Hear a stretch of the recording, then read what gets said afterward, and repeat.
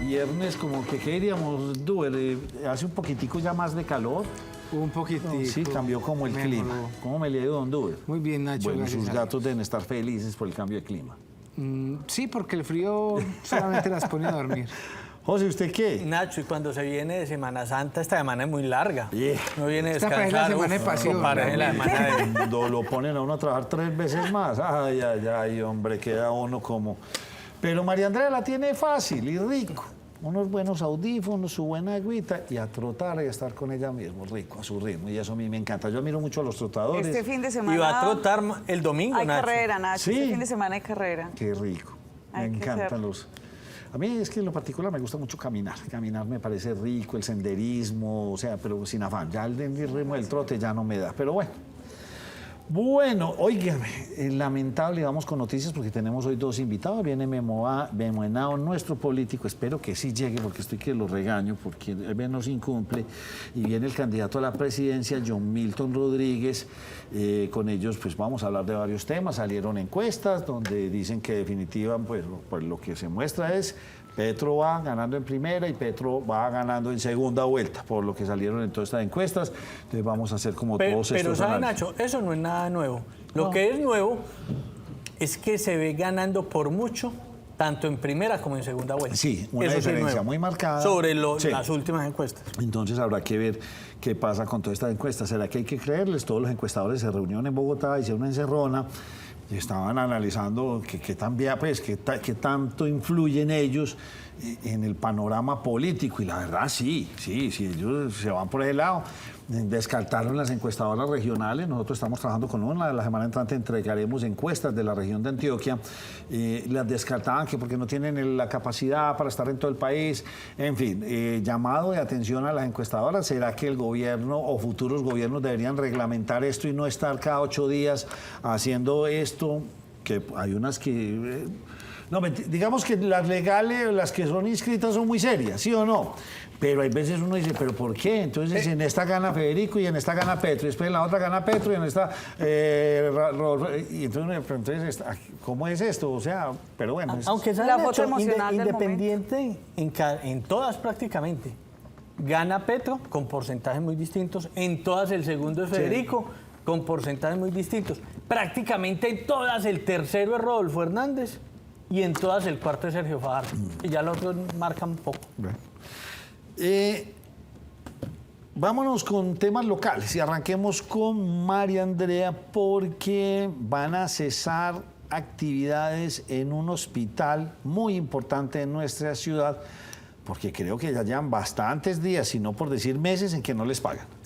Nacho, mire, se trata del Hospital Infantil conocido como el Edificio de Colores o el Hospital Infantil Consejo de Medellín. Sí, Cuando yo era niño estuve hospitalizado ya una semana.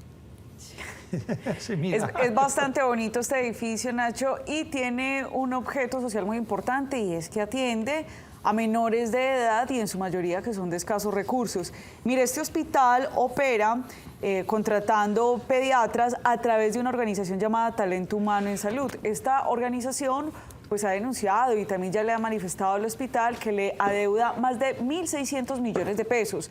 La organización Talento Humano en Salud contrata a los pediatras, pero sucede que el hospital no le ha pagado a la organización. ¿Qué es lo que ha hecho la organización? Con recursos propios le ha respondido al pago de los pediatras. Pero lo que está diciendo esta organización ahora es que ante la semejante deuda, si el hospital no se pone al día, ya es insostenible para ellos seguir con el pago a los pediatras. Por lo tanto, si esta situación no se soluciona, la organización Talento Humano en Salud dijo que el próximo domingo a las 7 de la noche cesará la atención en este hospital. Esto es una noticia muy importante y bastante crítica porque incluso no es, digamos, la única escasez que está viviendo en este hospital. En varias oportunidades, varios funcionarios pues también han manifestado que se ha visto escasez de insumos para poder trabajar. Hay un concejal, Luis Bernardo Vélez, que le ha hecho seguimiento a todo el tema de salud. Además, pues él es médico y también conoce cómo es este funcionamiento y ha dicho que esta situación es sin precedentes. No se había vivido en el pasado, pero tanto la organización Talento Humano en Salud como el concejal pues han dicho que este detrimento ha venido desde el cambio de gerencia o de dirección de este hospital que ocurrió en el año 2020. Escuchemos esta denuncia que hace el concejal Luis Bernardo Vélez. Los pediatras, que es, digamos, los empleados y los funcionarios de la salud más importantes, porque es un hospital pediátrico, no se les paga su sueldo. Yo me pregunto, ¿cuál otra prioridad puede existir en esta ciudad que atender los niños enfermos, pobres de Medellín? No puede haber otra prioridad. Y sin embargo, nos preocupa que este domingo, si no se les paga, y creo que les tenemos que dar la razón, van a terminar de atender los pediatras en este hospital. 7 de la noche estarían sin atención pediátrica el hospital, y eso es muy grave. Bueno, aquí me están aclarando, yo no estuve en este hospital porque entonces quiere decir que fue niño hace poquitos días. Sí, porque bueno, estuve en ese. ¿Dónde queda José? Ahí subiendo casi de la Universidad de Antioquia para arriba, subiendo a mano derecha. Usted estuvo en el infantil. Ah, en el infantil. El Bueno, muy bien. infantil del me acuerdo, Pablo. tengo buenos Exacto, San recuerdos, muy Vicente bonito. Fundación. Tengo el recuerdo de que era con mucha luminosidad. Mucha. Bueno, lamentable esto, preocupantísimo lo que está Además pasando. que la deuda es bastante alta. Dice el abogado que nos atendió incluso en horas de la tarde, Esteban Bustamante, que ellos ya hicieron la petición al hospital, pero no han recibido respuesta. Y ellos no quieren suspender el servicio, pero la reclamación es legítima, pues porque les deben salarios a sus pediatras. Ay. Bueno, esperemos que esto lo solventen rápidamente. Bueno, ¿cómo van las emergencias por lluvias, Duber? Nacho, mire, se continúan presentando muchas emergencias en la ciudad por cuenta de las fuertes lluvias. Esta temporada de lluvias todavía no ha finalizado, pese que hay un cese, pues el número de lluvias. Los bomberos de la ciudad de Medellín han indicado que son más de 100 las emergencias que han tenido que atender por cuenta, pues, de las lluvias. Inundaciones en viviendas, inundaciones en vías, también a luz de tierra. En fin, se han presentado una gran cantidad de emergencias que el personal de bomberos, pues, todavía continúa haciendo el llamado a los ciudadanos para que se mantengan atentos y pendientes porque la temporada de lluvia aún no cesa. Esto nos dicen desde el Cuerpo de Bomberos de Medellín. Hemos atendido más de 100 incidentes relacionados entre inundaciones, movimientos en masa y desplome de árboles. A través de la Comisión Social hemos prestado atención a estas familias afectadas con auxilios habitacionales y ayuda humanitaria. Continuamos implementando nuestro plan de contingencia para la temporada de lluvia, que contempla una articulación interinstitucional para sumar esfuerzos y dar una respuesta efectiva y oportuna en el caso de que se presente una emergencia. Les recordamos reportar todos los incidentes a nuestra línea única de emergencias 123. Y en el oriente tampoco paran las emergencias de cuenta de las lluvias. Muchísimas lluvias, Nacho. Vamos a reportar 2 municipios principales que son los que han presentado las mayores afectaciones. Uno es el municipio del Carmen de Viboral, donde la Dirección de Gestión del Riesgo de este municipio anunció que se han presentado 40 deslizamientos en zonas rurales, Nacho. Esto cobija varias veredas, incluso 3 puntos con caídas de árboles y también 2 inundaciones en zona urbana. Por lo tanto, el municipio del Carmen de Viboral activó el Comité Municipal de Gestión del Riesgo para orientar las acciones y también manifestarle a las personas que cuiden las cuencas de los ríos, evitando tirar residuos como colchones, a veces tiran muebles incluso, y pues esto obstruye ese fluido de los ríos. Y en Río Negro se presentó una situación similar, esto en la madrugada de hoy. Ayer durante la noche llovió bastante y se inundó lo que se conoce en Río Negro como el sector conocido como el antiguo Río Tés. Esto es a la altura de la vereda Galicia. Allí pues también las autoridades de atención del riesgo verificaron la inundación de varias bodegas de este sector, que es bastante industrial y comercial. Y lo mismo, le reiteró a los rionegreros el cuidado con las cuencas de los ríos, evitar tirar escombros, basuras y que hagan la disposición correcta, porque dicen ellos, las autoridades de Río Negro, que esto lo que está haciendo es impidiendo el flujo normal de los ríos y por lo tanto por esto se generan estas crecientes de las quebradas y el río Negro de este municipio. Por fortuna, no pasó más allá de pérdidas materiales. Bueno, ¿compraron? Sí, Yo la veo. ¿Dónde Sí. la tiene? Ay, Yo sí na- se lo ¿Quién la trae? ¿Quién la trae? Yo la... ¿Usted la tiene ahí? Sí, pero no le vamos a Yo dar no- número yo no porque la si tengo, Nacho pero yo la imagínese. compré, pero yo la acá compré. Acá lo tengo. Ah, Boterito. tape el número. Lotería de Medellín. ¿cómo? Nacho, si el lunes no estoy Espere, acá, quieto, ya téngalo saben quieto, por qué. téngalo quieto para que la cámara llegue. Don Andrés ya llegó. Ahí está. Ya el Entonces boterito. me imagino que son varios motivos. 11, 12 motivos. Son 11 motivos. Ah, bien, Duber. Nacho, vaya consiguiendo periodista de orden público para el lunes porque me lo voy a ganar. No, yo no tuve tiempo. Ese ahorita la consigo Todavía, con mi todavía hay lotera. tiempo, Sí, por Nacho. allí con mi lotera voy a ir a comprarme ¿Esos cuántos Ese es compró el uno de esos? cachito. Ese es un cachito. Este cuesta eso es 6.000 pesos. un billete de billetico. 3 fracciones. ¿no? Ah, no. ¿Y usted no le metió 6 por 3, 18? Nacho, es que hay que hacer también los otros por las otras loterías. La lotería de Medellín hay que comprarla hoy, con motivos del maestro Botero. Esta sección es patrocinada por la Lotería de Medellín. Juega todos los viernes. ¿Qué significa apostar legal? Apostar legal es tener la certeza de que puedes cobrar tus premios y cumplir todos tus sueños. Apuesta en puntos autorizados. Apuesta legal por la salud. Lotería de Medellín. Esta sección es patrocinada por la Lotería de Medellín. Juega todos los viernes. Pues bien, yo hoy no le traje noticias económicas porque ustedes me han visto bastante ocupado los viernes que me toca trabajar lo que no hago en la semana. Qué cosa. Pero hablemos de Augura, don José.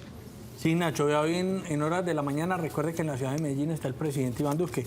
Y hoy había asamblea de Augura, en dicha asamblea de Augura, donde hizo presencia el presidente de la República, se hizo un balance de cómo le ha ido al sector, o cómo le fue al sector en el año anterior.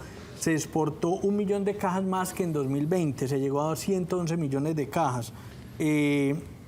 Estos son 898 millones de dólares, pero son 18 millones de dólares menos que en 2020. Hay que aclarar que quizás teníamos un dólar en promedio que puede haber sido similar, aunque en 2020 tuvimos un dólar bastante costoso en unos piquitos del año. De esas 111 millones de cajas, 69 millones 700 mil, casi 70 millones de cajas son de la región del Urabá antioqueño y 41 millones de cajas de la región de Magdalena, Guajira. Aporreados con los insumos, José, me contaban bananeros. Sí, aporreados, claro. unos incrementos altísimos. Obviamente las exportaciones de la región del Urabá sumaron 548 millones de dólares, las de la región de La Guajira y el Magdalena 350. En el caso del Urabá antioqueño, se exportó casi el 18% a Italia, a Bélgica el 15.7%, a Alemania un poco más del 13% y al Reino Unido el 10.6%. Si hablamos de las exportaciones del país, 68 millones de cajas se hicieron a la Unión Europea, 18 millones de cajas a los Estados Unidos y al Reino Unido 14 millones de cajas. Eso suma un poco más de 100 millones de cajas de las 111 millones de cajas que se exportaron el año anterior. Como usted lo dice, Nacho, sí, sector que puede estar aporreado porque los insumos en general sí. están mucho más costosos. Exportaron un poco más. El dólar está a un buen precio. Obviamente todos lloramos en esta época, Nacho. Obviamente no, donde estuviéramos con insumos en precios normales, la cosa sería otro cantar. Y hábleme del café.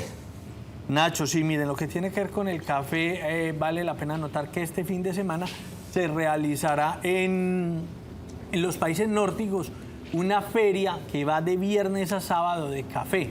En esta feria de café va a estar Colombia y vale la pena anotar que en esta feria pues se va a hablar del café colombiano. Estamos hablando de Finlandia, Noruega, Dinamarca, Islandia y Suecia.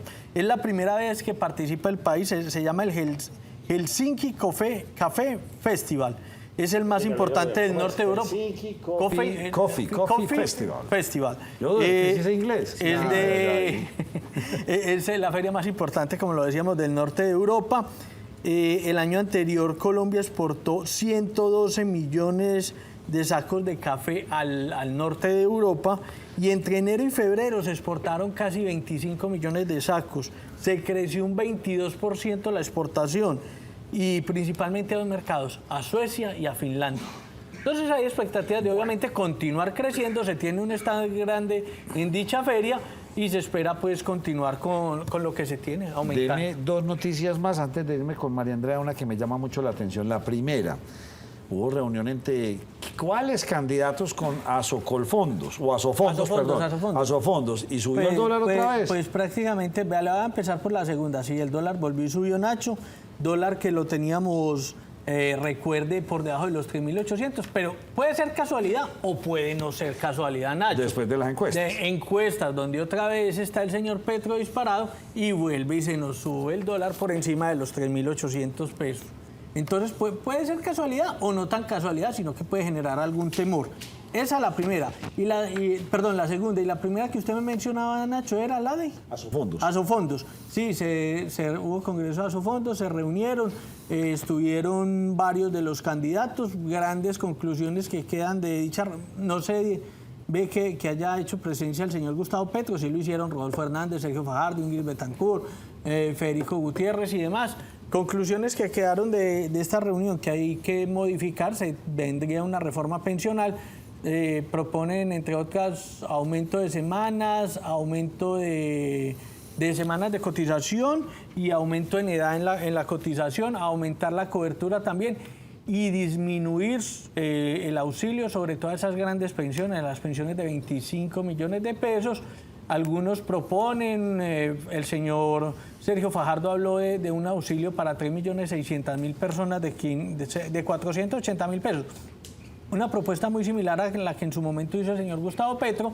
Federico habla también de un auxilio para 3 millones de adultos mayores, un monto similar. En el caso de Federico aclara que eso lo sacaría de lo que se le quitaría a esas pensiones altas, que recuerden, Nacho, son las que más se están llevando del costo alto que le pesa al presupuesto nacional, el costo en pensiones, para Colpensiones. Obviamente, porque este sistema sostienen los fondos privados, que son la competencia, que este sistema no es viable en el largo plazo, que el que es viable es el de ellos, que es obviamente el régimen de ahorro individual. Vámonos con dos positivas. Y estoy feliz porque Duber me tiene dos positivas. Es viernes. Viernes de las positivas de Duber. Buen comienzo, ¿qué está pasando? Mire, Nacho, no sé si usted seguramente recuerda el escándalo que se presentó con el abuso de los 21 niños en este hogar de Buen Comienzo allí en el barrio Santa Cruz, acá en la ciudad de Medellín. Pues a raíz de esto se tomaron medidas para acelerar todo el tema de la vigilancia al interior de estos Buen Comienzo. Dice el director de Buen Comienzo que ya el 60% de las instalaciones de este Buen Comienzo ya cuentan con cámaras de seguridad para facilitar pues que los padres de familia tengan mayor tranquilidad cuando llevan a sus niños a estos lugares. Recordemos que fueron más de 100 cámaras las que fueron donadas también por algunos aliados estratégicos como la ESU, que hacen presencia en todo el Valle de Aburrá, que pues están llevando a cabo la instalación de estas cámaras. Entonces la buena noticia, Nacho, es que ya el 60% de estos Buen Comienzo cuentan con esa vigilancia por cámara y que los padres pueden estar mucho más tranquilos. Y José, pues asómbrese, otra positiva. ¿Qué pasa con Metroplus y Línea 2? Sí, Nacho. Uber está bien hoy, me gusta, bien. Línea 2 del Metroplus ya cuenta con el 100% de sus vehículos, son eléctricos. Es un avance bastante... Duber, ¿cuál es la Línea 2? La que viene por acá por la 30. Entonces ya esos buses, pues, Nacho, están... ¿Eléctricos? Sí, eléctricos. Ya, pues obviamente esto impacta fuertemente en el tema ambiental, lo que hace que la ciudad también disminuya en esa emisión de CO2, pero que sea el mismo secretario de Movilidad de la ciudad de Medellín que nos entregue detalles de lo que es esta importante apuesta que le hace la ciudad, que hoy cumple ya pues a cabalidad con tener esta Línea 2 con todos sus buses eléctricos. La puesta en funcionamiento del 100% de la flota eléctrica de la Línea 2 de Metroplus va en congruencia con algunos de los objetivos de desarrollo sostenible en el mundo. Energía asequible, ciudades y comunidades sostenibles, producción y consumo responsable, acciones por el clima y vida de ecosistemas terrestres. Así fortalecemos la zona urbana de aire protegido del centro de la ciudad. Nacho, Centro. la Línea 2 es la de la oriental. Muy bien, don Duber, eso está bien. Oiga, mire, las tres positivas de Duber. Sí, ya, usted le está ganando ahí a Las tres de Andrés Calderón. Andrés Calderón. La tercera positiva suya es Las Palmas. Las Palmas. ¿Vio? Nacho, seguramente a usted le ha tocado y cuando uno va bajando de todo el oriente por Las Palmas, se encontraba con que allí en el kilómetro 3 pues había una restricción en cuanto a la movilidad por cuenta de un derrumbe. Ah, qué bueno, ya la arreglaron. Sí, señor, mire, ya indicó la administración municipal que el paso está completamente habilitado allí en ese Hicieron un kilómetro trabajo 3. gigante, Duber, le cuento. un trabajo bastante amplio porque pues el derrumbe fue también grande y hubo que hacer un trabajo allí pues muy cuidadoso, porque recordemos que esta avenida de Las Palmas es una de las más importantes para salir de la ciudad, y no solamente de Medellín, sino por Envigado y toda la zona sur. Ahí usted puede ver, Nacho, ¿cómo hacen la intervención? Yo no había visto eso nunca, ¿Sí? Nacho. Veía cuando estaban en las montañas ya con el trabajo, pues no sabía cómo lo hacían. No lo había Es visto. súper interesante. Eso va a ser un hueco con una máquina hasta encontrar tierra firme, una roca. Cogen y le meten esas varillas allá las anclan y después las quedan así. O sea, eso son unas cosas metidas y eso evita que se venga la montaña. Eso son tecnologías ya de alto nivel. Oiga, qué buena noticia. Así se veía y así se ve ya hoy Las Palmas habilitada completamente. Vamos con María Andrea y sus dos. Eso sí me parece bien interesante. Bueno, entonces, ¿qué pasó? ¿Hubo reunión hoy? ¿No hubo? ¿Vendemos a uno y no lo vendemos? ¿En qué vamos? Bueno, Nacho, pues ayer habíamos hablado que ya se sabe cuánto valen las acciones de UNE. Recuerden, televidentes, entre 2.3 y 2.8 billones de pesos fue la valoración. Pero hoy pues se tenía presente esta reunión de la Comisión del Consejo. No hubo reunión. Recordemos que la Comisión del Consejo, integrada por 7 concejales, pues ellos querían saber primero cuánto valía. Por eso ayer EPM les dijo, listo, vea, vale esta plata estas acciones de UNE. Sin embargo, también estaban esperando una respuesta de Millicom. Y sucede que esta mañana en el Consejo, pues ahí vemos la reunión. Esas imágenes son de hoy. Esas imágenes son de hoy. Oiga, ¿y qué estaba fraguando ahí? Parecía una reunión antes de la reunión de la comisión. Es una prerreunión. Era una prerreunión. Esas imágenes son de hoy. Ellos son los concejales que deberían reunirse hoy debieron reunirse hoy a las 2 de la tarde. Sin embargo, decidieron aplazar la reunión. ¿Por qué? Porque en la pregunta que le hicieron al CEO de Millicom sobre si es posible extender esa cláusula de permanencia o si realmente ellos están interesados en renovar esa cláusula donde EPM tiene el 50+1 de acciones pero no tiene poder de decisión, la pueden cambiar, no han recibido respuestas. ¿Qué dijo Millicom hoy? Y lo que dijo el Consejo fue que les llegó una respuesta de Millicom diciendo, venga, déjenos por favor responderle hasta los primeros días de la siguiente semana, y por esta situación esta comisión del Consejo decidió aplazar la reunión. Hoy no hubo reunión, es decir, que todavía estamos sin saber qué va a pasar con las acciones de UNE. Bueno, y vamos con otra bastante interesante que también tiene que ver con el Consejo, con la Gobernación, con la Alcaldía. Hábleme de esos equipos para trabajos subacuáticos. Nacho, a mí esta noticia me tiene, yo la leo y he estado consultando y ahí tengo un datico que todavía no me han respondido de EPM. Mire, después de la contingencia en el año 2018 sobre Hidroituango, sabemos que se generaron pues unas inundaciones y EPM siempre ha informado que ellos tienen que descender a una parte de las obras que está inundada, pero necesitan unos equipos especiales. Hoy pues, llegó un buque desde Holanda, sí, ese buque no es Hidroituango. Este buque llegó desde Holanda al puerto de Barranquilla con unos equipos exclusivamente y especiales para Hidroituango. En este buque no venía nada más que estos elementos. Es un buque de 1.700 toneladas. Digamos que es un buque charter, así lo llamó EPM, porque lo contrataron solamente para que les trajera los equipos a ellos. ¿Qué trae este gran buque desde Holanda? Bueno, pues trae, ellos manifestaron algunos equipos para que los utilicen, buzos especiales que permitirán que desciendan hasta 50 metros bajo el agua y poder realizar labores de limpieza, de remoción de escombros, de llegar a unas cavernas a las cuales no han podido llegar. Pero me llama mucho la atención este dato, Nacho, y yo sé que usted también quizá lo puede sorprender a mis compañeros, y es que dice EPM que para realizar estos trabajos bajo el agua necesitan unos buzos especiales que van a descender hasta 50 metros y se van a mantener en el agua hasta por 28 días, por lo tanto deben mantenerse... Los buzos. ¿Los buzos? Mira, pues. ¿Cómo van a estar 28 días sin la comida? Maní. Eso es mira, pero lo que pasa es que mira lo que dicen. Mire, deberán mantenerse en cámaras hiperbáricas que van a estar presurizadas y vivir en el fondo del agua hasta por 28 días. Wow. O sea, la obra de Hidroituango es una cosa monumental, Nacho, monumental. Incluso dice PM que este es el primer trabajo de este tipo que se realiza en Sudamérica. Ni siquiera los buzos son de Colombia, los tienen que mandar a traer de otro lado, los equipos son de otro lado, porque descender 50 metros para realizar trabajos de ingeniería y rescate, pues es una cosa María, impresionante. O sea, para mí esto es inédito. Sí, inédito, María, sí. pero entonces ahí me surge una duda. Claro. Con esos trabajos, esos buzos tanto tiempo por allá, Oiga, ¿cuándo van a entregar ese proyecto? No, porque esto es para las fases futuras, sobre todo las del 5, 6, 7 y 8, según tengo entendido. Escuchemos lo que dice el ingeniero técnico, precisamente de Hidroituango, sobre qué es lo que van a realizar y cuáles son esas labores de remoción de escombros que van a hacer. Con el fin de llevar a cabo las actividades de remoción de escombros en la plazoleta de captaciones, la cual en este momento se encuentra sumergida por el embalse. Adicional a eso vamos a llevar a cabo unas actividades de inspección mecánica en las rejas coladeras, vamos a llevar a cabo unas reparaciones de unos concretos aledaños a esas rejas que se encuentran también sumergidos y vamos a llevar a cabo también la instalación de los tapones mecánicos para poder realizar unas actividades de manera o en condiciones secas en los túneles que conducen el agua a las turbinas 1, 2, 3 y 4. Estos son los recomendados de Nos Cogió la Noche.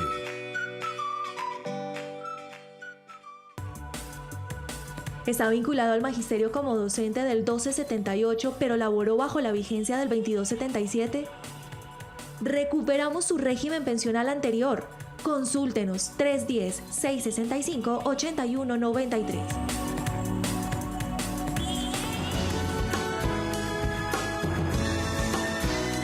Hoy tenemos el gusto de tener en nuestra mesa, la primera mesa de opinión de Antioquia, al candidato John Milton Rodríguez, a quien le damos una muy cordial bienvenida. Nacho, muchísimas gracias. De verdad, para ti, para Dude, para María Andrea, para José. De nuevo estar con ustedes es muy grato y poder compartir con todos los antioqueños y con todos los colombianos que nos ven a esta hora, estos momentos tan importantes para la patria, que tenemos que tener demasiado compromiso y demasiada responsabilidad realmente. Candidato, ¿siente usted que los medios nacionales los están callando? Yo creo que se les pasa la mano, derivado precisamente de las mismas encuestas que ellos mandan a hacer, el enfocarse en algunos pocos, en un tarjetón que somos 8. Y hemos ido hablando con ellos, haciéndoles conciencia de esto. 4.000 personas de una encuesta no pueden predeterminar la voluntad de 38 millones de colombianos. Eso no tiene ningún sentido. Y por esa razón los nuevos liderazgos tenemos que perseverar hasta el final, no dejarnos, como dicen los abuelos, mangonear. Y creo que ha sido el mensaje que también le da a otros compañeros, colegas, candidatos, en ese sentido. Vamos hasta el final, vamos a trabajar, porque es que la democracia no nos la pueden seguir definiendo unas encuestadoras y unos medios de comunicación centralizados desconociendo las regiones. Creo que eso no puede seguir así. Y yo me uno a lo que muchos medios han estado expresando a nivel de regiones sobre esa inconformidad, de que parece que el debate en Colombia se centra en Bogotá y en 13 o 4 firmas de encuestadoras y los demás no contamos. Entonces eso no puede ser. Vamos a ser disruptivos y un poquito rebeldes en el tema para atrás directamente con la ciudadanía. ¿Estaría usted de acuerdo en que eso de pronto meterle una regulación a futuro? Porque de hecho pues hemos visto en anteriores contiendas como no le han pegado y se equivocan y entonces agachan la cabeza, dicen que nos tenemos que repensar y que sí, y dicen y le sale todo al contrario. ¿Pensaría usted que esta cantidad de encuestas que salen cada 8 días, todo esto, la cantidad de debates... Debates y encuestas tienen que entrar a la regulación. Eso no se debería regular. Yo creo que sí, Nacho, porque la opinión pública tiene el derecho a tener igualdad para saber quiénes son los candidatos que proponen. Los mismos candidatos, pues creo que todos somos colombianos, inscritos ante la registraduría con todos los requisitos de ley. No hay ningún tipo de situación legal constitucional que nos diferencie. El artículo 2 de la Constitución nos habla de una igualdad de acceso a derechos constitucionales, de tal manera que solamente por eso, que es básico, los debates y la parte de las encuestas debería ser debidamente regulado. Candidato, yo le quiero preguntar, pues justamente hablando de esas encuestas, nos han concentrado entre la izquierda, la derecha, Fico y Petro. Ese diferencial, ¿y qué ha logrado ver usted en esas dos campañas que usted dice, tengo otra alternativa completamente diferente? Sí, la verdad sí no tengo identidad en varios temas con Federico y con Gustavo Petro me diferencio en muchísimos temas. Voy a hablar claramente de mis propuestas. Yo creo que la sociedad colombiana tiene que privilegiar la verdad y la justicia. Y en el caso del senador Gustavo Petro, la verdad es que ambas le falta. en la verdad porque mantiene diciendo incoherencias, negando hasta el propio hermano. O sea, uno niega al hermano, niega todo, pues niega a cualquiera en la vida. Y si hablamos de justicia, hacer política siendo camarada de narcotraficantes condenados, de corruptos condenados, de politiqueros promiscuos, pues hombre, ahí ya las bases de una sociedad que es la verdad y la justicia deja mucho que decir en esa candidatura que ya es impresentable. Mire, yo lo anuncié y lo advertí al país y se lo dije en la cara a él en el mes de diciembre en el Senado de la República. Yo lo confronté y él decía que no, y todo lo que le confronté en aquella época, hoy salió a la luz. Entonces, tampoco uno tiene que ser pues adivino, ni un político pues experto, no. Son cosas muy sencillas y prácticas que todo el mundo sabe. Lo que uno no entiende es por qué las encuestas no reflejan eso, no reflejan ese sinsabor que los mismos seguidores de él tienen ahora. Ustedes ven en las redes sociales, mismos seguidores de él diciendo no lo sigo más. Y eso las encuestas no lo reflejan. Entonces, eso sí preocupa. En el caso nuestro nos enfocamos, digamos la verdad y enfoquémonos en la justicia. No nos salgamos de la Constitución y la ley para hacer promesas a la gente o propuestas a la gente y que lo que digamos sea cierto. Tenemos 3 valores fundamentales: el valor de la vida. La próxima semana estaré liderando junto con otros colegas el referendo por la vida, déjame nacer, que le permite al colombiano, a la mujer, al hombre que está en el vientre materno, ejercer su primer derecho, nacer. Pareciera básico, pareciera que era innecesario, pero aquí hasta eso se nos ha olvidado por causa del progresismo y el globalismo. Y hay 3 ejes temáticos en nuestra propuesta que me diferencio en eso de Petro, porque Petro habla de unos conceptos muy tenaces. Él dice que no va a expropiar, pero dice que va a democratizar la propiedad privada. Dice que no va a expropiar y habla de llevar el impuesto predial a su máxima expresión sobre las tierras que, según él, sean improductivas. Yo hablé de desarrollo, de respetar la libertad de la propiedad privada, de profundizar los mercados internacionales, Estados Unidos, Europa y Asia, para triplicar la capacidad exportadora en elementos diferentes o productos distintos al carbón y al petróleo.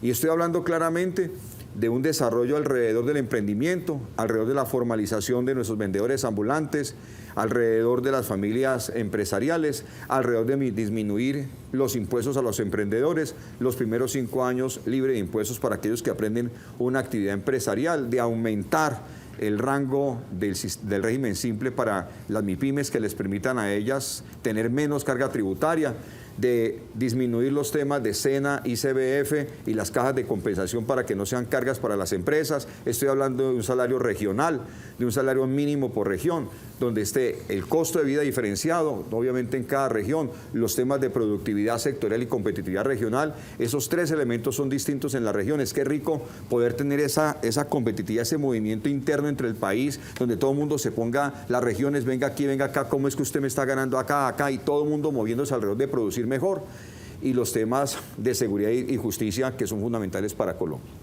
Candidato, en estos días usted recibió una buena noticia de parte del Consejo de Estado. Grata. Y es que le avalaron ya su candidatura a pesar de que estaba... Consejo Nacional Electoral. Consejo Nacional Electoral. Estaba este rifirrafe entre esa tutela que le habían impuesto de que su candidatura no iba, pero ya va. Y es importante que nos señale... Es importante que nos señale sobre su fórmula vicepresidencial. La señora Sandra, ¿me recuerda el apellido? Sandra de las Lajas Torres. Sandra de las Lajas. ¿Quién es su fórmula? Sandra es una coequipera de más de 10 años en proyectos educativos, culturales y sociales. Es una tumaqueña del departamento, obviamente, de Nariño. Es una mujer hecha pulso. Sus padres, educadores rurales. Una mujer que se ha enfocado en la educación, ese ha sido el legado que sus padres también le dejaron a ella. Es profesional de finanzas y negocios internacionales, es profesional de la etnoeducación, también tiene una maestría en educación y una maestría en administración pública y está terminando su doctorado en educación. Trabajó con la alcaldía de Santiago de Cali, con la gobernación del Valle del Cauca, la alcaldía de Bogotá, la gobernación de Cundinamarca, el Ministerio del Interior, la Presidencia de la República y el Ministerio de Ciencia y Tecnología, una mujer con más de 25 años de liderazgo social en las comunidades afro y negras de Colombia. A Isa, porque no la conocíamos, hay que invitarla también acá a la mesa. Es una mujer maravillosa, tuvieron su debate ayer de vicepresidentes en la Universidad de los Andes, les fue muy bien y me siento muy orgulloso de trabajar en equipo con una mujer como ella, que es experta en desarrollo territorial, que es una de las apuestas que tenemos en nuestro tema de desarrollo, es que las regiones, sin regiones no hay nación, y eso es lo que queremos trabajar. Es increíble que Colombia, teniendo 17 tratados de libre comercio, con una capacidad para exportar de 5.000 productos con beneficio arancelario, solamente lo haga con 500, y que tengamos 32 departamentos en Colombia y solamente 7 desarrollen una capacidad exportadora seria, 25 departamentos prácticamente manicruzados, todo el mundo quejándose, peleando por un pedacito de queso, a ver cómo se distribuyen siempre la torta de la contratación y los puestos aquí en el poder de la clase política tradicional.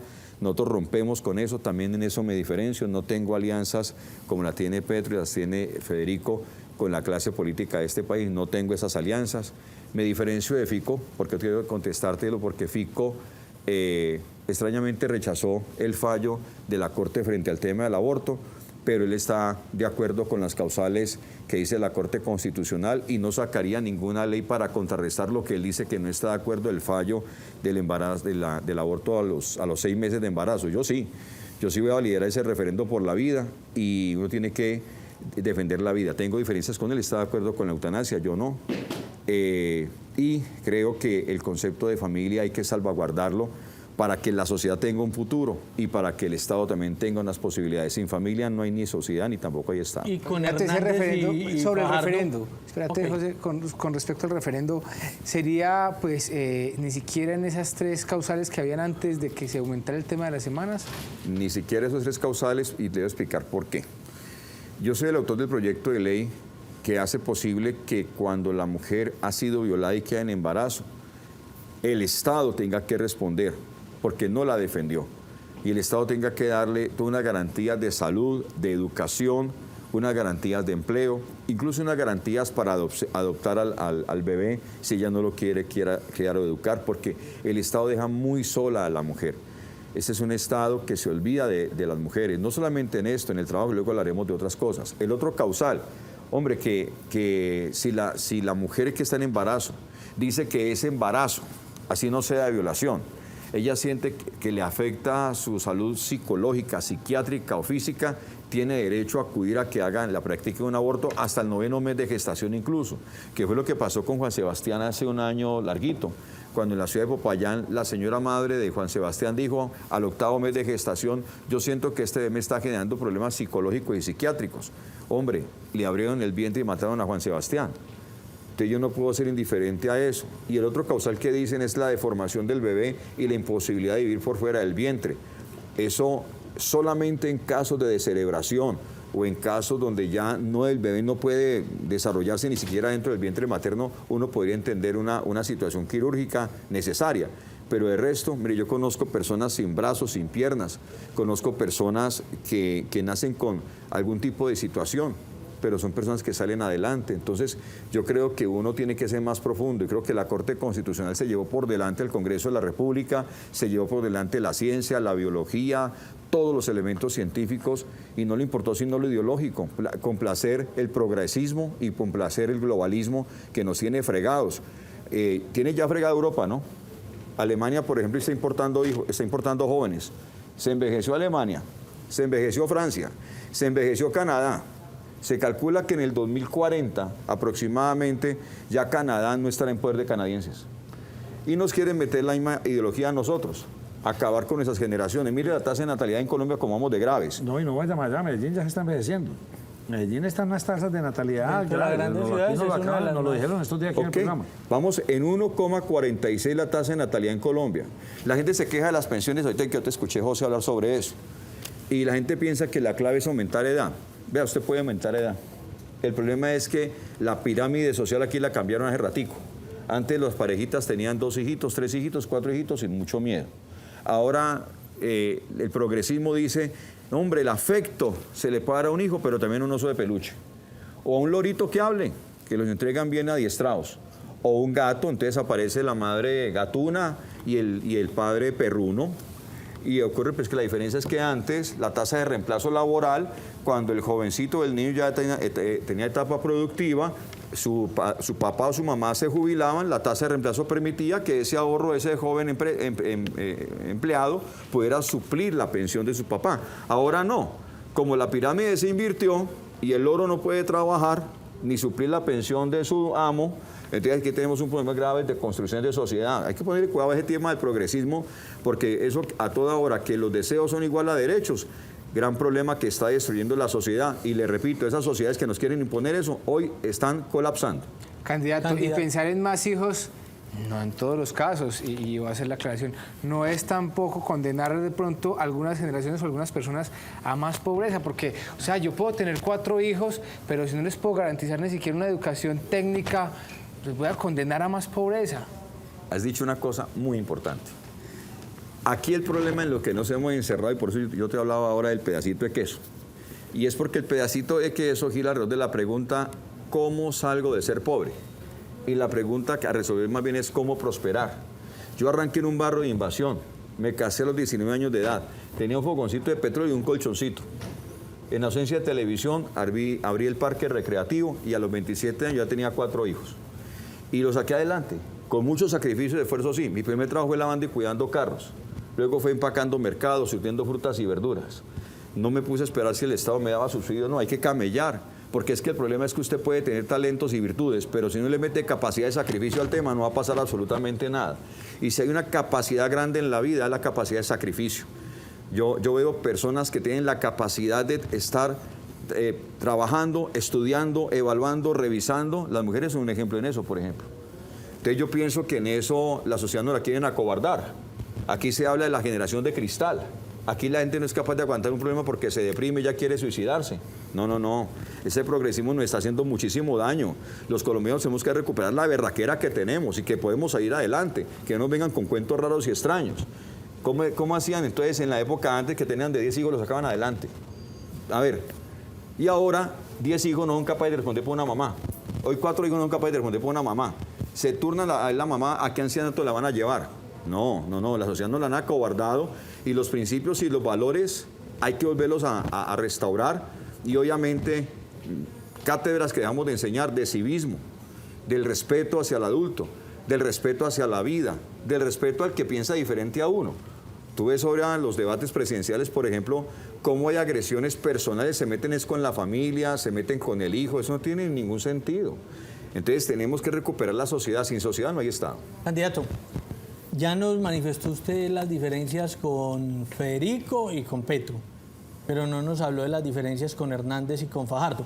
Y le hago esa pregunta porque yo a usted lo veo algo parecido en una postura derecha muy similar a la de Enrique Gómez. No sé si mi percepción es equivocada. Y no sé si algo lo diferencia de Ingrid y de Luis Pérez. En realidad en esta campaña hemos sabido muy poquito. Luis Pérez está como oculto completamente. Empecemos por Luis Pérez. Hombre, yo de Luis Pérez le resalto su idea del satélite y su idea de la conectividad. Él tiene ideas interesantes y uno tiene en esto que ser objetivo con las personas. Por ejemplo, él habla de la universidad para los campesinos, para las comunidades campesinas. Eso es interesante. Él habla de la universidad para las negritudes, me parece importante. Habla de la universidad indígena. Son temas interesantes que hay que tomarlos en cuenta. Con Ingrid tengo una gran identidad en que uno tiene que ser valiente en esta vida y salir adelante. Tengo diferencias con ella porque pues ella igual tiene consideración con el tema del aborto, considera que el aborto es válido, yo no lo considero. Tengo diferencias con Enrique. Enrique es una persona a quien aprecio y admiro muchísimo, un hombre muy serio, muy estudioso. Le ha agregado cosas muy buenas al debate. Pero con Enrique tengo una diferencia y es en el tema de la despenalización del tráfico de droga. Yo no estoy de acuerdo con eso. Y no estoy de acuerdo porque mientras estos huesitos tengan carnita habrá delito. Y si entonces un delito le queda grande a uno, entonces vamos a legalizarlo, ¿no? Aquí en Colombia el tráfico de drogas no se ha hecho absolutamente nada para evitarlo, sinceramente hablando. Tecnología cero tecnología. Entonces estamos esperando a ver si el glifosato se puede. Entonces sin el glifosato entonces nos quedamos en la olla. No creo. La caña de azúcar en los años 90 se consideraba imposible la mecanización del corte de caña. Yo trabajaba en el grupo Castilla Riopaila en aquella época. Y hoy es una realidad. Hoy el corte de caña es mecanizado. ¿Por qué tenemos que insistir en la erradicación manual de coca cuando hay tecnología para cosas más difíciles, por ejemplo, como el corte mecanizado de caña, y se puede mecanizar la erradicación de la hoja de coca o de las plantaciones de coca? No hay mayor problema. Vamos a meter de tecnología. Donde podamos meter glifosato respetando los temas ambientales, también lo vamos a hacer. Y hombre, aquí hemos fracasado con el tema de la sustitución de cultivos de uso ilícito. Y hemos fracasado por una cosa muy sencilla. Porque la coca acaba con la fertilidad de la tierra. Porque la coca acaba con la posibilidad del fluir de los acuíferos. Y eso es delicado. Entre tanto, lo que podemos nosotros hacer es sustituir terrenos. Yo le creo más a los de terrenos de cultivo de uso ilícito. Mientras, candidato, se toma ahí un airecito, porque además que estaba hablando todo el día. Hay que apagar el aire. Puede ser apagado.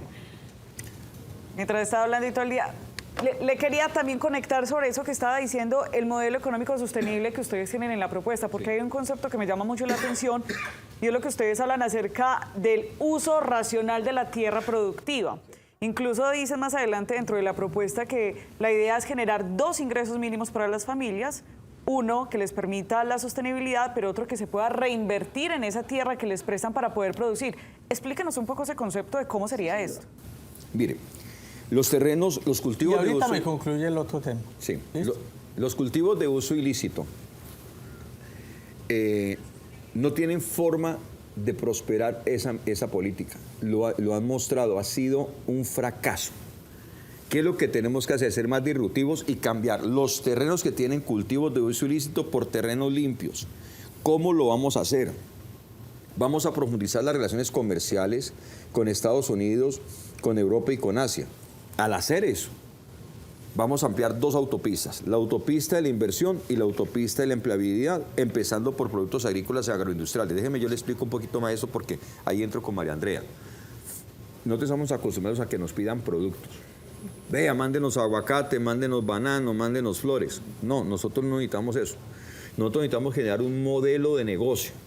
¿Y cuál es la diferencia? Ustedes recordarán que el despegue latinoamericano en los años 80 fue el tema del impulso de los mercados de futuros, donde usted generaba unos modelos de negocio donde integraba los temas logísticos, semilla, la parte logística, la parte de centros de acopio, el desarrollo portuario, los temas de tecnología. Eso lo olvidamos.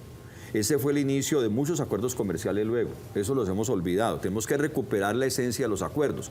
Los acuerdos o los tratados de libre comercio no se hicieron para intercambiar productos, se hicieron para generar modelos sostenibles de negocio, que es lo que me refiero, María Andrea. Y es que cuando usted a una familia le entrega un terreno, pero no le entrega un modelo de negocio, está destinado a fracaso. Pero usted entrega un modelo de negocio, entonces le dice usted a Estados Unidos que nos dieron un gran papayazo, como decimos castizamente nosotros acá. Y es, reconocen por primera vez en la historia su responsabilidad compartida con Colombia en el negocio del narcotráfico. A eso me gustaría mucho que ustedes nos ayudaran como medios de comunicación a profundizarlo. ¿Por qué? Porque en diplomacia y en buen gobierno, los temas de buen gobierno, una vez se reconoce la responsabilidad compartida, sigue el tema de soluciones compartidas. Y a eso es que le vamos a apostar para generar eso a las familias. Porque si nosotros generamos un ecosistema de modelos de negocio en los temas de profundización en las relaciones comerciales y en la meta que tengo de triplicar las exportaciones con productos distintos al carbón y al petróleo, vamos a solucionar el problema de vías terciarias, de los centros de acopio, profundización de los puertos, apertura de nuevos puertos, y entonces dejamos de ver el pedacito de queso porque cambiamos el paradigma de cómo salir de ser pobres a ver cómo prosperar. Entonces las manos no le va a alcanzar a los colombianos de todas las oportunidades que nos van a llegar, pero hay que trabajar. Mire, lo que les decía a ustedes de promover la competitividad regional, la productividad sectorial, esto es absolutamente necesario. Es un país muy quieto, este es un país demasiadamente quieto. O dígame, ¿cuántos productos nuevos usted conoce en Antioquia? ¿Cuántos productos nuevos usted conoce en el Valle del Cauca? ¿Cuántos productos nuevos usted conoce, por ejemplo, en los llanos orientales? La misma palma africana, la misma caña de azúcar, ¿o no? El mismo café, ¿cierto? Sí. Mire Suiza. Suiza vende el doble de café que nosotros. Y Suiza no produce una bendita mata de café. ¿Y qué hace Suiza? Coge y compra el café de nosotros, le agregan valor, doble precio y chao. Y Candidato, nosotros... pero por ejemplo, lo voy a hablar sin conocer un precio real. No sé, que una hectárea de maíz le deje a un campesino en Colombia 2 millones de pesos, pero la misma hectárea sembrando coca le puede dejar 10 millones de pesos. Entonces, ¿cómo compensar esa parte? Porque hemos hecho muy bien en algunas oportunidades y en algunos lugares el tema de la sustitución de cultivos, pero pareciera que todo se queda como en buenas intenciones, porque vuelven a lo mismo. Se la tengo, como decía un amigo periodista, trabajando con los, como le dicen, normalmente a las personas que están con el tema de la coca, los raspachines en Catatumbo. Yo me sentí a hablar con ellos, con varias familias de ellos, y yo les decía la misma reflexión tuya. De ellos que me decían a mí, no funciona así. Lo que pasa es que nosotros con la coca tenemos ingreso permanente. No es que ganemos mucho, porque los que ganan son los que la distribuyen, el traficante. Pero el problema es que las lechugas u otro tipo de productos son de cuando en vez. Y la coca es todo el tiempo. Entonces, ahí donde digo el modelo de negocio. Porque si vos no tenés modelo de negocio, no tenés manera de sostener esa economía. Por eso hablamos de esos dos ingresos. Porque si nosotros ampliamos la autopista de la inversión y ampliamos la autopista de la empleabilidad y generamos estos elementos de enriquecimiento, de cadena de valor, entonces generamos los ingresos para esas familias con nuevos terrenos. De lo contrario, seguimos perdidos. Entonces, no, pues que legalicemos. No, yo no voy a legalizar. Yo voy a camellar, voy a trabajar. Para eso el Estado colombiano tiene una frontera agrícola, hombre, yo creo que generosa. No es mala. Pero lo que pasa es que no la aprovechamos. O sea, casi 30 millones de hectáreas y solamente aprovechamos 6. Aquí es todo por hacer. Entonces, aquí no nos vamos a quejar más. Aquí vamos a camellar, vamos a trabajar, vamos a involucrar a las comunidades. Las comunidades quieren ser escuchadas y tenidas en cuenta para trabajar. Eso es lo que hay que hacer. Dejemos de ver las comunidades como enemigas y que las comunidades no sigan viendo como enemiga al Estado. Es una cuestión de diálogo, de sentarse, de trabajar, de llegar a acuerdos, de construir. Eso es lo que tenemos que hacer. Venga, pero antes conclúyame el tema de Rodolfo y Fajardo. Con mucho gusto. ¿Qué lo aleja, qué lo acercan? Y no me dijo al final en el caso de Luis Pérez. Pues me dijo que lo acerque, ¿qué le gusta a Luis Pérez? Pero todo le gusta a Luis Pérez. No me gusta la marihuana en la bandera de Colombia, por ejemplo.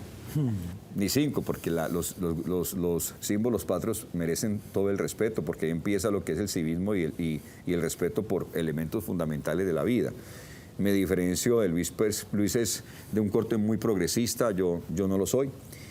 Y frente al tema de Rodolfo Hernández, pues que Rodolfo habla mucho, pero no concreta. Eso es como el que toca, pero no mete el gol, ¿no? Eso le está pasando al Deportivo Cali, infortunadamente, confieso mi frustración. Pero mire, ¿qué pasa con Rodolfo? Rodolfo habla de que él va a meter los corruptos a la cárcel, que le va a quitar la chequera a los políticos y que con eso soluciona la corrupción. Hombre, Colombia es un Estado social de derecho. Usted no puede vender un discurso de eso a los colombianos sin concretar eso cómo se introduce en un Estado social de derecho. Yo le he propuesto claramente, y yo me diferencio con él, es que vota mucha corriente, yo soy concreto. Uno, erradica la corrupción resolviendo las leyes que han reglamentado, la ley 80, una ley de contratación pública muy interesante, pero las leyes estatutarias y reglamentarias abrieron un portonzote a la contratación directa. Y la otra, la ley 489, que permite que las gobernaciones y alcaldías abran, digamos, entidades de derecho privado a su criterio y con esas contratan luego a dedo. Eso lo vamos a resolver, porque ese es el Estado social de derecho. En Colombia existe en ese ordenamiento jurídico, en ese ordenamiento de Estado, Colombia compra eficiente, que es el tema del SECOP 2.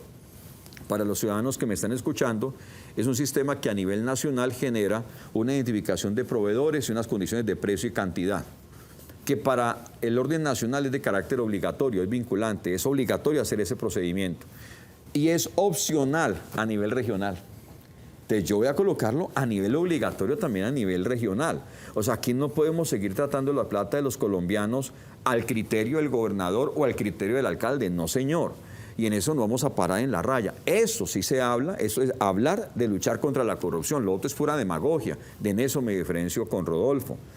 Yo siempre he esperado un poco más los temas que tienen que ver de concretar los temas, de verdad. O sea, yo no le escuchaba a él su modelo económico. Él habla de mercado, sí, pero ¿qué es mercado? ¿Y cómo se activa el mercado? Entonces, no lo veo desarrollando una propuesta que pueda sostener profundidad en un diálogo democrático y un debate de profundidad, más allá de algunos indicadores que se aprende de memoria, como si así se fuera a poder administrar o desarrollar un país. Yo me diferencio de eso con él.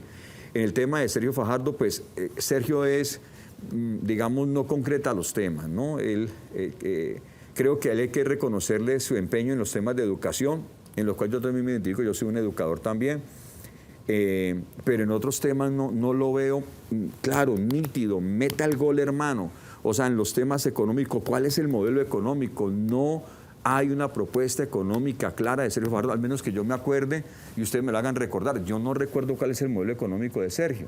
Yo he dicho claramente que mi modelo económico son 3 cosas sencillas: la ampliación de mercado, el desarrollo de la competitividad regional y el incremento de elementos de productividad. Ese es un modelo económico, claro, ahí está, nítido: mercado, competitividad, productividad, y enfocado en regiones. Necesitamos que sea mucho más claro, porque Sergio es un hombre con experiencia, es un hombre, digamos, ya molido en estas lides políticas.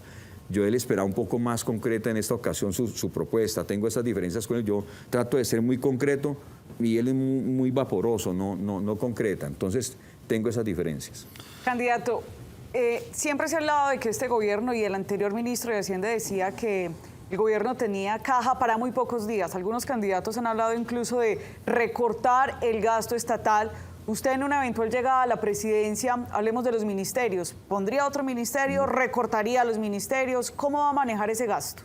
No, esto es... Mire, Colombia necesita movilizar la economía, y la economía no se va a movilizar con más impuestos. Hay que reducir. El 80% de las altas consejerías de la presidencia son repetición de funciones de los ministerios. Por eso el 80% de las altas consejerías vuelan.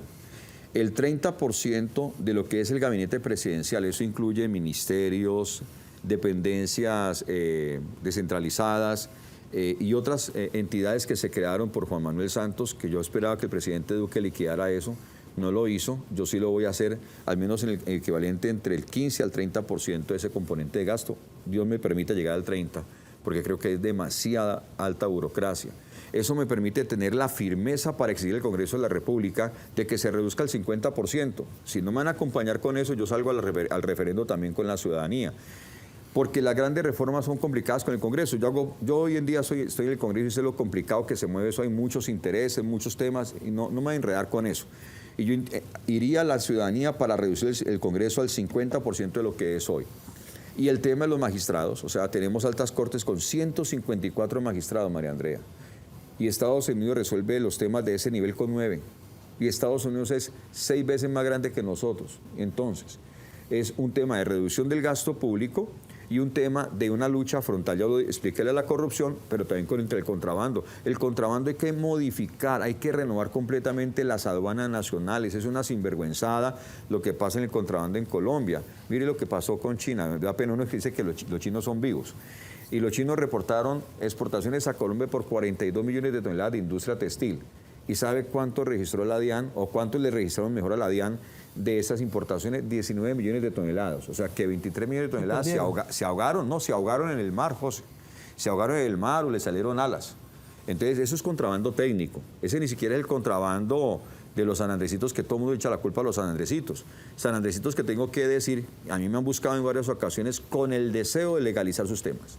El problema aquí no es tanto el contrabando de los sanandrecitos hoy en día, que también hay que trabajarlo, sino también el contrabando técnico en Colombia. Así que eso hay que resolverlo. Lo otro es la evasión de impuestos. 52 billones de pesos de evasión de impuestos. Eso es una sinvergüenzada. Hay que hacer una reforma tributaria para darle dientes a la DIAN, para eliminar tanta excepción tributaria que hay en Colombia, y de esa manera poder tener unos tributos mucho más bajos. Mire el 4 por 1000, que empezó siendo temporal y se convirtió eterno. Cobrarle IVA al trabajador independiente. Yo nunca he estado de acuerdo con eso. ¿Cómo le van a cobrar IVA al trabajador independiente, por amor de Dios? Hay que desescalar el IVA en los productos de la canasta familiar y en los productos que tengan que ver con la producción agrícola y agroindustrial. Y de esa manera la economía se va a dinamizar. Esos son los temas que tenemos que movilizar en Colombia, y a lo que yo le voy a apuntar en los temas económicos del país. ¿Qué hizo bien Duque y en qué se equivocó Duque? Duque es una persona con una gran calidad humana. Cuesta ver a Iván Duque desencajado. Cuesta ver a Iván Duque siendo irrespetuoso. Creo que eso es valioso, el ser humano. Iván Duque creo que se equivoca. ¿Y en su gobierno? No hizo nada bueno en su gobierno. No, ese es, digamos, primero porque para mí es importante resaltar el ser humano. Esa es la cosa, lo primero que yo veo, es una persona que me parece que es un gran ser humano. ¿En qué se ha equivocado, en qué ha acertado Iván Duque? Yo creo que independiente que unas personas no estén de acuerdo con la vacunación y otros sí, en lo que le compete a él como jefe de Estado, avanzó en un proceso para garantizar que la economía se levantara lo más pronto posible.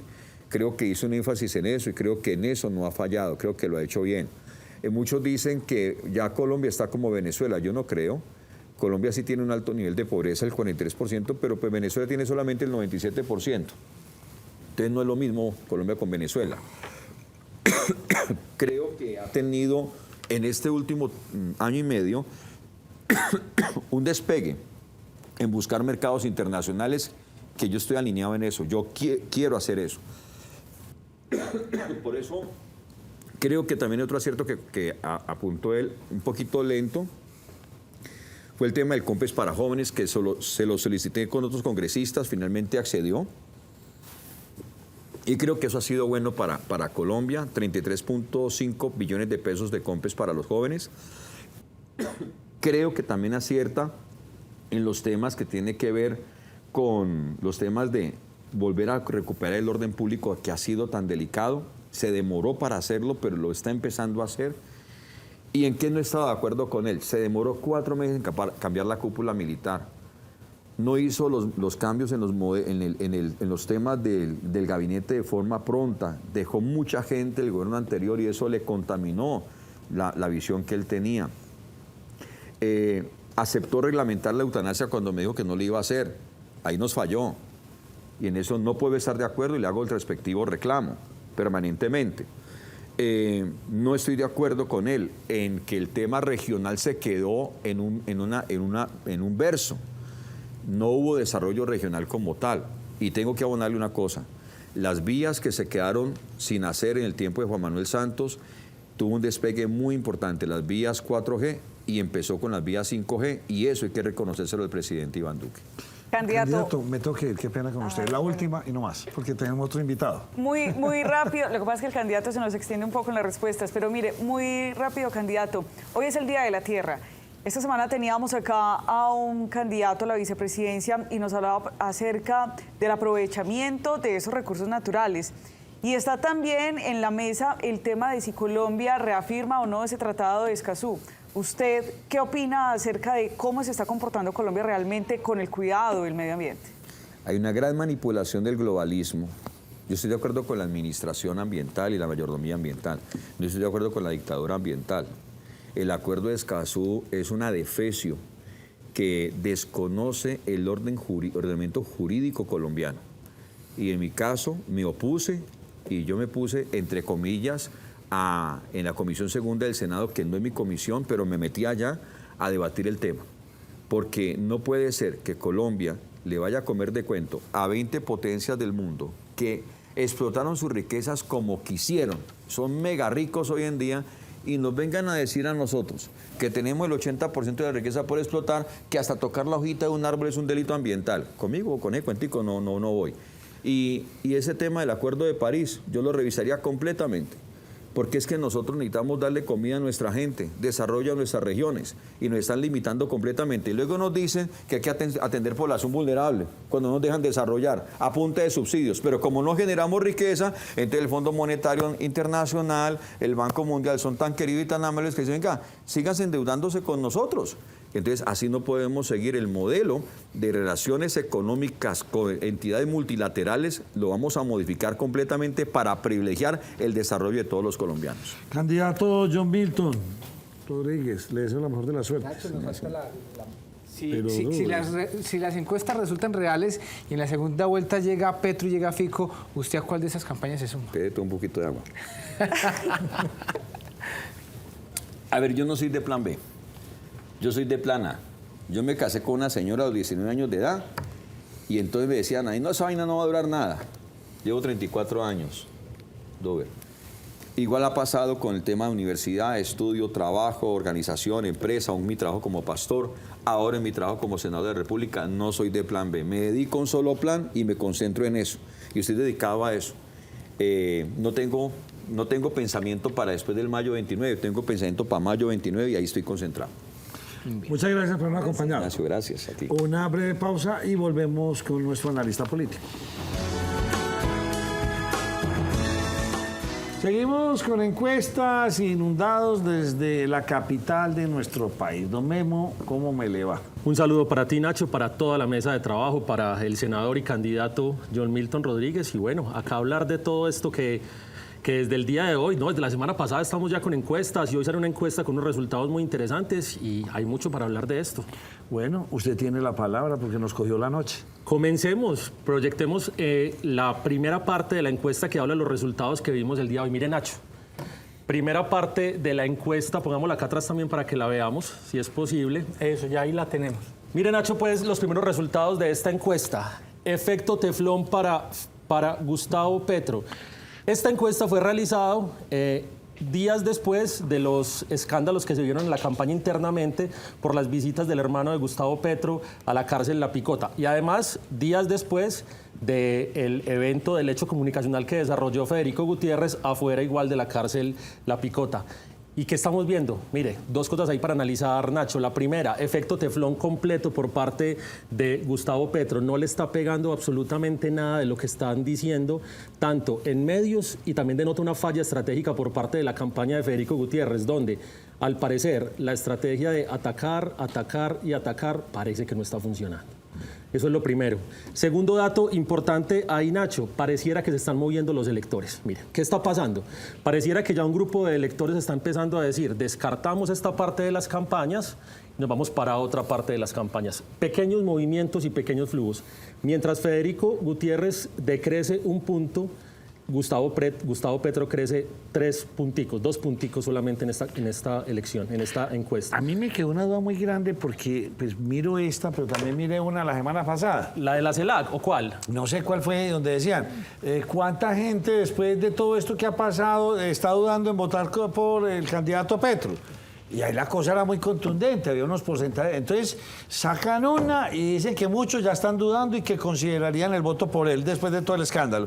Y después sale otra y ya lo reitera. Entonces ahí queda un sinsabor con los encuestadores grandes. Igual frase que hemos repetido durante muchos días, las encuestas son como las morcillas, uno se las come, pero siempre hay que ver de dónde son. Eso es un tema muy complicado. Y además las encuestas solamente reflejan en general una visión de un momento, hasta una visión muy emocional. Si hacen una encuesta un día después de un escándalo político, es muy probable que al otro día se refleje ese malestar social, esa incomodidad por parte de la gente. Memo, pero estamos en Pascua y veo que resucitó fue Rodolfo Hernández. Pero ese resucitado hay que leerla con Pero lo más simpático es que Rodolfo Hernández no sale en ninguna parte. Es que es una parte. Sí, lo simpático de la encuesta. Pero hay que leerla con pinzas. Por ejemplo, yo ahorita cuando estaba mirando esta encuesta, yo le decía a los amigos, mire, si Gustavo Petro en este momento quiere hacer estrategia, debería estar consolidando su campaña en los Santanderes. ¿Por qué razón? Porque hay una tercería ahí que está mostrando que hay un posible voto que va a quedar probablemente suelto después de la primera vuelta. Entonces Gustavo Petro debería estar pensando ahí. Pero el dato más impactante de eso es la pérdida, el bajonazo que está teniendo Sergio Fajardo. Es que mire, Sergio Fajardo dice que la remontada va, pero va bajando palmas según parece. Pero ese sí se veía venir porque no va por ningún lado. Porque no va por ningún lado. ¿Qué pasa entonces? Ese bajonazo significa que el público, que técnicamente es un público petrista dentro de la campaña de Sergio Fajardo, más bien ha dicho de una vez vayámonos para el petrismo, estemos en la campaña donde es y no esperemos a la segunda vuelta. Y eso se ve en la realidad. Equipos por parte del Verde, equipos por todos lados que se han ido. Ejemplo de eso, la representante de la Cámara, Catherine Miranda, ya decide irse y abandona el barco del centro y se va para donde Gustavo Petro. Mire, yo le tengo una pregunta aprovechando que tuvimos a nuestro invitado, el candidato John Milton Rodríguez. ¿Usted piensa que estos candidatos que están ahí por debajo los están apagando desde los medios en Bogotá y no los dejaron ni siquiera contar sus propuestas y por eso no subieron? Nacho, esa siempre ha sido una constante tanto en el ejercicio democrático colombiano como en el mundial, en el ejercicio de las primeras vueltas cuando hay una democracia muy atomizada de candidatos. ¿Qué pasa en estos casos? Cuando hay candidatos que registran votaciones muy bajitas, tienden a ser alejados. A mí el caso más grave que yo pude haber visto en esta elección fue el de Enrique Gómez. No sé si se acuerdan que cuando Enrique Gómez empezó el proceso de su candidatura, le cerraron la puerta en la cara en varias partes. No lo dejaron participar en diferentes debates. Lo mismo le pasó al senador John Milton Rodríguez y lo mismo pasó con candidatos con un poquitico más de votación. Ahora, también hay que tener en cuenta algo, Nacho, y es que el mismo framing o la misma forma como se ve la elección hace que la gente esté mirando a los dos que técnicamente pareciera que tuvieran más posibilidades. Pero la cosa, Nacho, sí es muy cierta, y es que los medios de comunicación le están cerrando la puerta y hace que pareciera que solo hubiese dos candidatos, cuando la tercería puede ser muy importante. Es que no podemos cerrar tampoco la oportunidad o la visibilidad de candidatos como Sergio Fajardo o Rodolfo Hernández. Rodolfo Hernández lo decía la semana pasada, y es: yo tengo las llaves de la segunda vuelta. ¿Por qué razón? Porque cuando pase esto, en la segunda vuelta todos me van a buscar a mí, y es algo muy real. Pues en este momento Rodolfo Hernández con un 9.2% de la votación, 9.6% de la votación, se vuelve un objetivo de alto valor tanto para Federico Gutiérrez como para Gustavo Petro. Pero teniendo en cuenta lo que nos dijiste la última vez, Memo, que Rodolfo Hernández no endosa votos. Hay que tener claro algo, y es: los candidatos en sí mismos no endosan votos en la medida que ellos solamente expresan la opinión de un grupo, llamémoslo así, que representan. Pero en este caso también hay que tener en cuenta otra cosa, y es que los llamados que ellos hagan sí tienen la posibilidad de movilizar una pequeña porción. Recordemos que hace 4 años nos indignamos muchísimo cuando el famoso tuit de Sergio Fajardo decía: me voy a ver ballenas y más bien promuevo el voto en blanco. Inmediatamente todo el sector de la izquierda colombiana le decía a Sergio Fajardo: pero venga, ¿usted qué está haciendo? ¿Qué pasa acá? Y hoy esperamos que Sergio Fajardo esta vez no cometa esta serie de errores. Tal vez no tome una posición, digamos, que directa o abierta frente a uno de los dos candidatos, pero es muy no digas que se va a ir. Pero es muy probable que esta vez Sergio Fajardo no haga una jugada, digamos, que tan escandalosa como lo hizo hace 4 años. Mire, otros errores que estoy viendo acá o que podemos encontrar: voto castigo. Empieza a darse el voto castigo para Federico Gutiérrez. Hace unos días pensábamos que Federico Gutiérrez podía seguir creciendo en la medida que tuviera más alianzas y en la medida que tuviera esa ruptura de esa barrera de reconocimiento en el resto del país, porque decíamos, a Federico Gutiérrez todavía le falta que lo conozca, porque en las anteriores encuestas, cuando medíamos la visibilidad y el reconocimiento, Federico apenas llegaba en su máximo momento al 56%, le faltaba todavía un 44% del electorado por conocerlo. Ahora, ese voto castigo se está dando porque la gente está ya relacionando el efecto Iván Duque, el efecto Álvaro Uribe, con el efecto con el candidato Federico Gutiérrez. Y esto evidentemente pareciera que llegó a un momento donde la gente está diciendo: el candidato del uribismo sí es Federico Gutiérrez, el candidato del continuismo sí es Federico Gutiérrez, y eso hace que no esté creciendo el candidato. O sea, se tiene que desligar del gobierno. Se tiene que desligar, estamos a 37 días, en 37 días puede pasar absolutamente cualquier cosa. Yo lo dije la vez pasada, en 37 días puede haber un coscorronazo y baja un candidato o sube otro candidato. Lo que sí es que al día de hoy hay que replantear la estrategia por parte de la candidatura de Federico, porque pareciera que la estrategia de simplemente atacar constantemente a Gustavo Petro no está funcionando. Memo, entre el voto en blanco, ninguno no sabe y no responde. En las encuestas que se han analizado, generalmente se mueven en un rango entre el 18 y el 22%. Estos candidatos que están en la carrera, ¿cuándo se puede decir que entrarían a conquistar ese voto, o definitivamente eso se puede quedar así? En las campañas políticas, el voto más costoso de convencer siempre es el abstencionista. Ese abstencionista es muy complicado porque es una persona que generalmente tiene, digamos, un pensamiento antisistémico, tiene un pensamiento de rechazo a lo que se está presentando, y además de eso, el modelo de convencimiento sería mucho más costoso, habría que invertir más comunicacionalmente para poderlo hacer. Al día de hoy, viendo nuevamente lo que tenemos en pantalla, nos encontramos que el voto en blanco supera hasta un candidato. Miren, es que el voto en blanco está superando, por acá ya está superando a Sergio Fajardo, 7.6 en este momento, pero recordemos que estamos a 37 días.